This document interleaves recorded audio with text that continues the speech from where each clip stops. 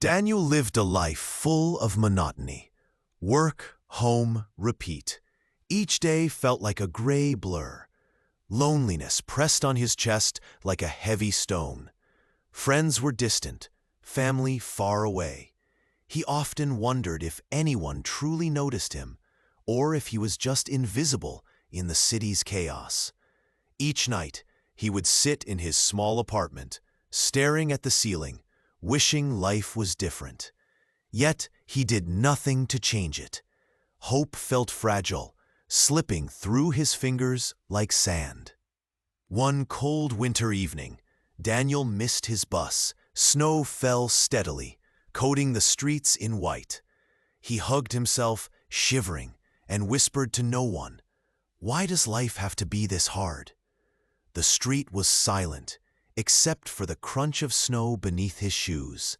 He felt completely alone, unseen, unheard, unimportant.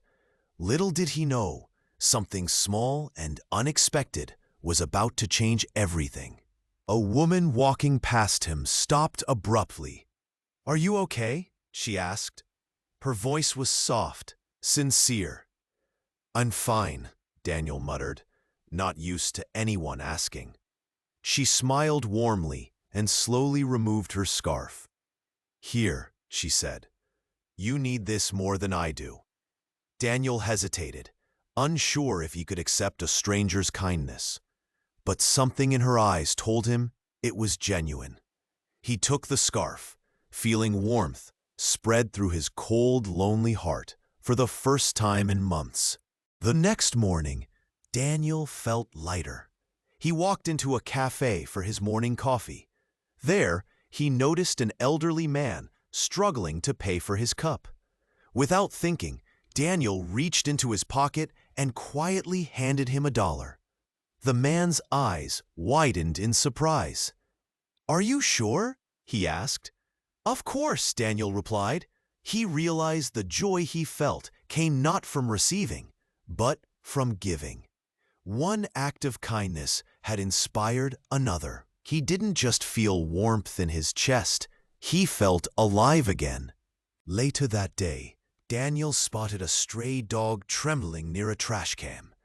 People walked past, ignoring it. Daniel knelt down, picked up the small dog, and carried it to a nearby animal shelter. "You saved him," the shelter nurse said, with a warm smile. Daniel realized that one act of kindness could extend far beyond himself. It wasn't just the scarf anymore. It was a choice, a lifestyle, a ripple of hope. Daniel began noticing something incredible. Small acts of kindness created ripple effects. The elderly man smiled all day. The dog found a home. Strangers were inspired by his actions. He started smiling more.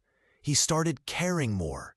And slowly, his lonely gray life transformed into something meaningful and bright. A week later, Daniel returned to the same bus stop. The woman was there. "I see the scarf looks good on you," she said, smiling. Daniel realized then that her small act of kindness had sparked an incredible change inside him. "I want to thank you," he said. "You already did," she replied. "Your kindness has traveled farther than you know." Inspired, Daniel began mentoring others. He taught young adults about the power of simple, kind gestures. Each smile, each helping hand created more hope and connection. He realized that kindness was not just an act, it was a movement. It was a way to heal, inspire, and change the world, one small moment at a time. Daniel often thought of the woman and the scarf. He understood now. Her gesture had saved him from despair and given him purpose. Gratitude filled his heart every day, and he vowed to keep passing it forward. 3 minutes in, Ethan's mind exploded with noise. "This is stupid. Stand up. Quit," Mr. Hale whispered. "That chaos is the prison you live in." The next days were brutal. 5 a.m. alarms, cold showers, long silences, focus drills. Ethan hated every second, but he kept going. Cold water hit him like needles. He wanted to step out, quit, run.